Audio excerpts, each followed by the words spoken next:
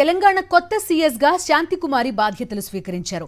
1989 బ్యాచ్కి చెందిన శాంతికుమారి అమెరికాలో ఎంబీఏ చేశారు. గత 3 దశాబ్దాలుగా వివిధ ప్రభుత్వ శాఖల్లో బాధ్యతలు నిర్వర్తించారు. తెలంగాణ తొలి మహిళా సీఎస్గా నియమితులైన శాంతికుమారి 2025 ఏప్రిల్ వరకు ఈ పదవిలో కొనసాగనున్నారు. ప్రస్తుతం అటవీ శాఖ స్పెషల్ చీఫ్ సెక్రటరీగా ఉన్న శాంతికుమారి గతంలో 4 ఏళ్ల పాటు సీఎంఓలో పనిచేశారు. ఉమ్మడి రాష్ట్రంలో పలు జిల్లాల్లో కలెక్టర్గాను విధులు నిర్వర్తించారు. ఐక్యరాజ్య సమితి అభివృద్ధి కార్యక్రమాల్లో 2 ఏళ్ల పాటు పనిచేశారు.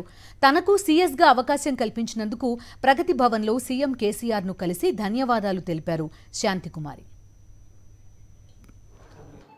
నా మీద ఎంతో నమ్మకంతో ఈ బాధ్యతలు అప్పగించిన గౌరవనీయులు తెలంగాణ రాష్ట్ర ముఖ్యమంత్రి వర్యులు శ్రీ కె చంద్రశేఖరరావు గారికి నా కృతజ్ఞతలు.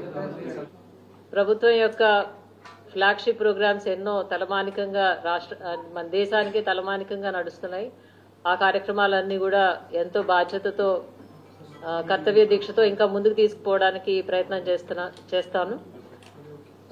తర్వాత ఈ తెలంగాణ రాష్ట్రానికి మొట్టమొదటి మహిళా చీఫ్ సెక్రటరీగా ఈ బాధ్యతలు తీసుకోవడం నాకు ఎంతో సంతోషంగా గర్వకారణంగా ఉంది.